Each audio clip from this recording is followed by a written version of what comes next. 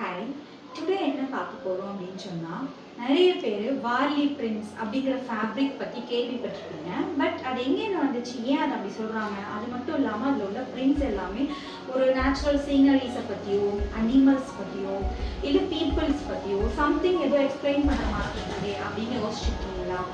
S, Warli பிரிண்ட்ஸுங்கிறதுக்கு ஒரு பெரிய ஹிஸ்ட்ரியே இருக்குது. ஆக்சுவலி குஜராத் மகாராஷ்டிராவில் இருந்த வார்லி கம்யூனிட்டி ட்ரைப்ஸ் வந்துட்டு கம்யூனிகேஷன் பர்பஸ்க்காக 3000 BCயில் யூஸ் பண்ணப்பட்ட ஒரு மொழி தான் வந்துட்டு வார்லி அப்படிங்கிறது. ஸோ அப்போ வந்துட்டு அந்த ட்ரைப்ஸ் யாரெல்லாம் இதை ட்ரா பண்ணலாம், இந்த ஆர்ட்ஸ் வந்து யாரெல்லாம் வரையலாம் அப்படின்னு ஃபிக்ஸ் பண்ணி வச்சுருந்தாங்க அப்படின்னா மேரிட் விமன்ஸ் மட்டும்தான். பெண்ணும் அன்மேரிட் விமன்ஸோ இதை வந்துட்டு நம்ம ட்ரா பண்ணக்கூடாது அப்படின்ற ரெஸ்ட்ரிக்ஷனோட ஃபாலோ பண்ணிட்டு இருக்காங்க.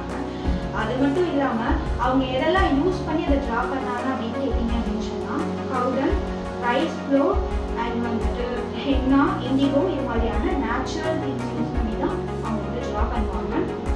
அண்ட் இதோட இன்ட்ரெஸ்டிங் ஃபேக்ட் என்ன அப்படின்னா, இப்போ நம்ம யூஸ் பண்ணிக்கிட்டு இருக்கிற வார்லி பிரிண்ட்ஸ் ஃபேப்ரிக்ஸ்லையுமே இது மாதிரியான நேச்சுரல் டை தான் யூஸ் பண்ணுறாங்க. இதில் வந்துட்டு ஒரு பேஸ் கலர் காம்போ அப்படின்னு எடுத்துக்கிட்டிங்க அப்படின்னா நீங்கள் நல்லா கவனிச்சிங்கன்னா தெரியும், பீச், சாண்டல் இது மாதிரியான பிளாக்கு, கிரே, மெரூன், ப்ரௌன் இது மாதிரியான கலர் காம்போ தான், ஹென்னா கிரீன் இது மாதிரியான கலர் காம்போ தான் நமக்கு கிடைக்கும் மேக்ஸிமம். ஸோ இது மாதிரியான இன்ட்ரெஸ்டிங் ஃபேக்ட்ஸ் அபவுட் ஃபேப்ரிக் தெரிஞ்சுக்கணும்